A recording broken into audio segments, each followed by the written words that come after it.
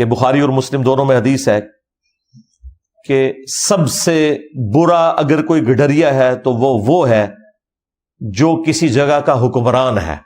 جس طرح گڈریا بھیڑ بکریوں کی حفاظت کرتا ہے نا، اس طرح حکمران عوام الناس کے اوپر ایک اللہ تعالی کی طرف سے مقرر کیا گیا ہے. اگر اس نے انصاف نہ کیا تو جنت کی خوشبو بھی نہیں پائے گا. یہ حدیث بخاری مسلم میں ہے کہ حکمران نے اگر انصاف نہ کیا تو جنت کی خوشبو بھی نہیں پائے گا. یہاں تو لوگوں کو شیروانی پہننے کا، بیج لگانے کا بڑا شوق ہوتا ہے، لیکن ان کو پتہ نہیں ہے کہ یہ سیدھا سیدھا جہنم کما رہے ہیں اگر انہوں نے اس پوسٹ کے ساتھ حق نہیں ادا کیا. قیامت کے دن ان لوگوں نے کہنا ہے کہ ہم گمنامی کی موت کسی فٹ پاتھ پہ مر جاتے نا وہ بہتر تھا، ہم آرمی چیف نہ بنتے، ہم پرائم منسٹر نہ بنتے، ہم چیف جسٹس نہ بنتے اگر انہوں نے انصاف نہ کیا. تو انہوں نے آخرت میں کہنا ہے کہ یا اللہ ہمیں تو کسی فٹ پاتھ پہ مار دیتا، ہماری لاش کو کوئی دفنانے والا نہ ہوتا، کم از کم آخرت کے عذاب سے تو بچ جاتے ہیں. لیکن دوسری طرف اگر آپ انصاف کرتے ہیں تو وہ بھی بخاری اور مسلم دونوں میں حدیث ہے کہ 7 قسم کے لوگ ہیں جنہیں اللہ کے عرش کا سایہ نصیب ہوگا. ان میں سے پہلا شخص وہ ہے جو عادل حکمران ہے.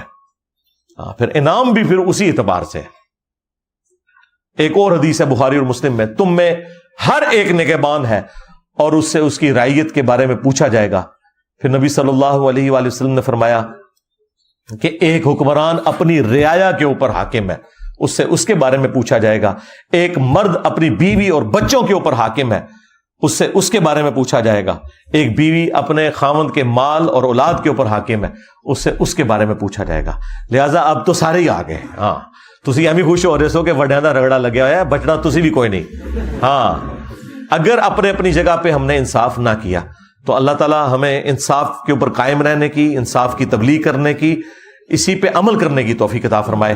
صلو علی محمد وآل محمد، اللہم صلی علی محمد وعلی آل محمد واصحاب محمد وازواج محمد وامت محمد اجمعین الی یوم الدین.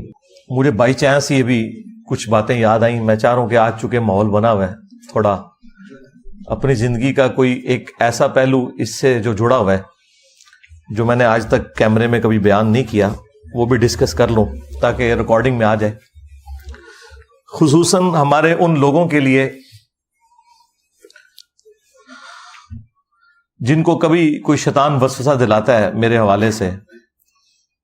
علماء کبھی کہتے ہیں یہود و نصارہ کا ایجنٹ ہے، اب انہوں نے کہنا شروع کر دیے جی یہ اسٹیبلشمنٹ کا ایجنٹ ہے، اتنی دلیری سے بولتا ہے، اس کو پکڑتا کیوں نہیں ہے؟ بھئی میرے ساتھ جو کچھ ہوا ہے پچھلے 10-12 سالوں میں وہ آپ کو تو میں نے نہیں بتایا ہوا، تو آپ کسی گمان میں نہ رہیں کہ میری زندگی کوئی اتنی آسانی سے گزر رہی ہے. لیکن یہ بات حقیقت ہے کہ میں کبھی بھی اسٹیبلشمنٹ کا اعلی کار نہیں بنا. اس کی وجہ سے مجھے اتنی تکلیفیں نہیں اٹھانی پڑیں جو اسٹیبلشمنٹ کے پالتو لوگوں کو اٹھانی پڑتی ہیں. یہ آپ کو جتنے صحافی یا پولیٹیکل ونگ کے لوگ نظر آ رہے ہیں یہ سارے کے سارے اسٹیبلشمنٹ کے بینیفیشری ہیں، ان کی تنخواہوں پہ رہے ہیں. اب تنخواہیں تو ان سے کھاتے رہے، جب ان کی ناراضگی ہوئی، وفاداری کسی اور کے ساتھ انہوں نے نبھانی شروع کی تو ان کو غصہ آیا تو ظاہر ہے وہ پکڑ کے انہیں نامعلوم افراد میں ہی داخل کریں گے.